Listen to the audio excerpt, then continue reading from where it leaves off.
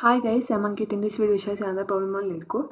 Sort array by parity. Given an integer array, move all the even integers at the beginning of the array followed by the odd integers.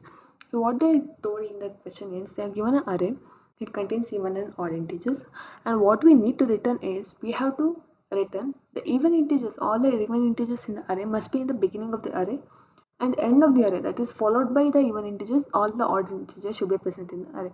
So given the example 3, 1, 2, 4, you could see 3 and 1 are odd and 2 and 4 are even, but even in integers should be in the beginning, so 2 4 are be in the beginning and then followed by the odd integers what we need to return. So, and one more condition is they have not specified the order in which the even and odd integers should be written. Only thing is you need to just satisfy the condition even followed by odd, that's it. There is nothing like the relative order of the original element whatever present in the original array you should maintain. No condition has have given. Only condition is it should be even integers followed by odd. So the normal brute force approach to solve the problem could be what? We can create two more vectors or array list and save even and odd integers respectively in those vectors. Once enter array is traversed and you store the even and odd integers. Next again replace the members in the array in the given array resultant array with the even integers. First iterate over the even integers vector, then followed by the odd integers vector or array list. So that is the normal approach, but here we should have an extra space. We'll be taking a big of an extra space because we need to store these numbers in separate array vector or array list. But without doing that, how can we do it in place? So the other approach could be a kind of binary search approach we can use here. So what do we mean by binary search means? Yeah, we'll have two pointers. Okay, let's say left pointing to the beginning of the array. Okay, and then another pointer pointing to the right end of the array. Let's say right. So once you have left and right pointer to the beginning and ending of the array, why are we having these two pointers actually? Pointers left indicates it is pointing in the beginning means it is pointing to some even integer. Okay, we are assuming. And the pointer pointing to the end of the array, that is right pointer, means it's pointing to an odd integer. That is what we are assuming here. So that is the case. That is what we are having two pointers that is pointing beginning and end of the array. As the question says, beginning of the array should be even, then ending of the array should be odd.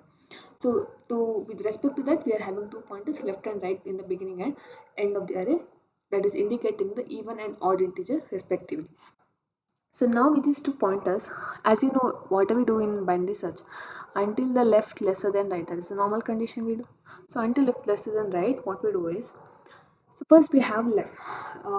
Left is pointing to the first element. Now we have to check whether they, as I said, the beginning of the array should be even, right? So left should be the whatever element is pointing, it should be even. That is what we need. How do you check whether the given number is even or odd? Let's say number is number. Model is 2. If the remainder is 0, then it is even. If it is not equal to 0, then it is odd. So these are the conditions being known normally.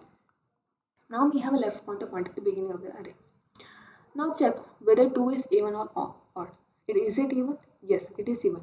If this is even, then is it at the correct position to what the answer requires? The question is asking for?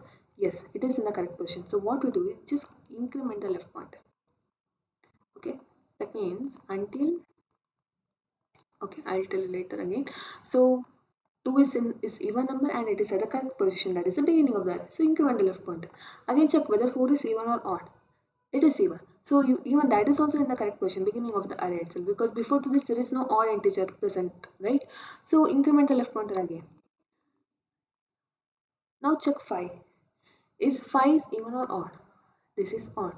So is it in the correct position? What we told in the beginning, left is pointing to an integer that is even, not odd, but it is pointing to odd. So at this point, stop the loop. So what you have to do is check whether the given array of left modulus 2 is equal to 0. Keep on incrementing the left pointer. Okay, once you're done with this, now don't swap it with the right pointer. We will not swap it with the right. Swapping means we are not putting this 5 to the end of the array. No, we are not doing this now. Now same procedure as what we did with the left pointers. Until we get the odd integer, we keep on incrementing left pointer, right?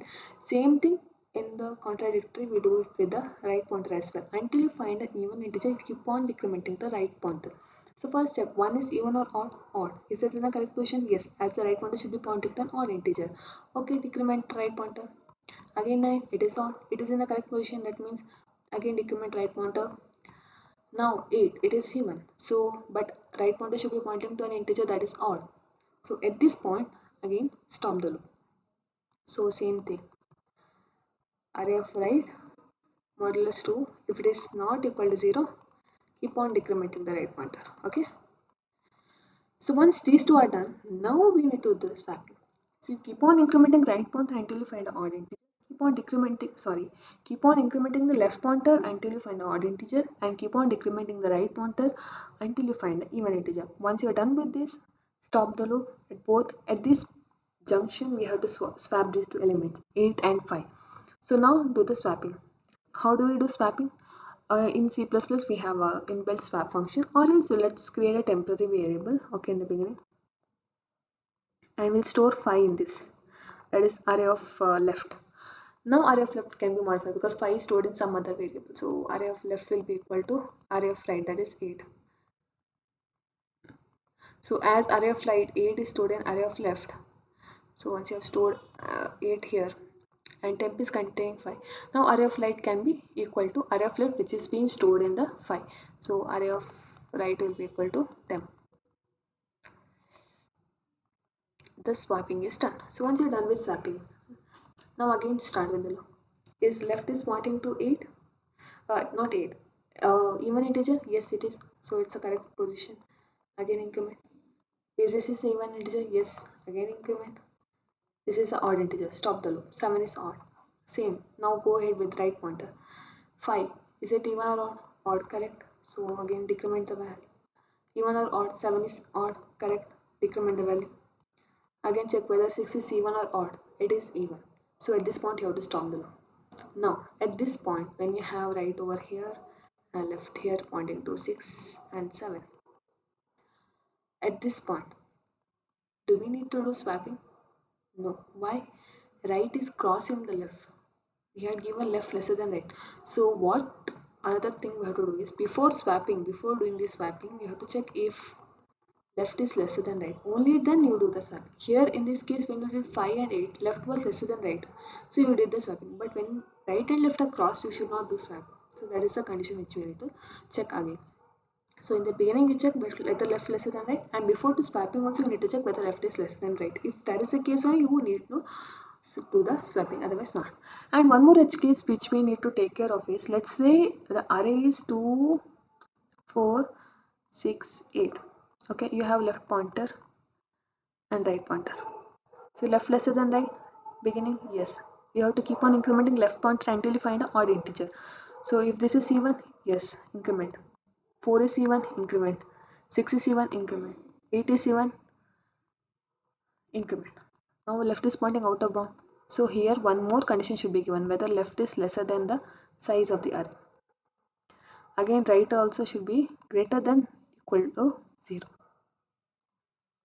Okay, left can be should be less than size of the array, but when it comes to right pointer, let's say 1, 3, 5, 7 we have. Okay, here you have left and right.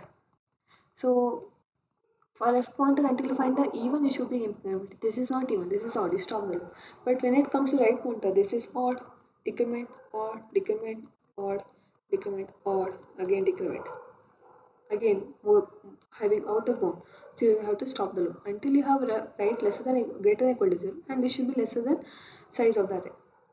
You keep on incrementing and decrementing. This is one more condition which we need to take care of. So let's implement the logic. So first what we have to have two pointers. So let's define the pointers left and right. So writing for right is pointing at the end of the array. So let's say array size will be n. Okay. So right is pointing to n minus 1. N cannot be because 0 index, right? So while left lesser than right, so until this left pointer, whatever you have, okay, first you need to check, okay, left should be lesser than n, and nums of left modulus 2. If it is equal to 0, keep on incrementing the left pointer. And for right pointer also again you have to check whether right is greater than or equal to 0 and nums of right? Modulus 2 is not equal to 0. If that is odd, then keep on decrementing the right pointer. So once both are done, check if left is less than right. Only then you do the swapping. So for swapping, as I said, first you create a temporary variable. Let's show nums of any one of the element integer. Now you can modify nums of left to nums of right, because nums of left is being stored in temp. So now let's modify nums of right, because nums of right is stored in left, equal to temp. It should be nums of left which is being stored in temp. So at last return the given vector nums. So we shall run this and check.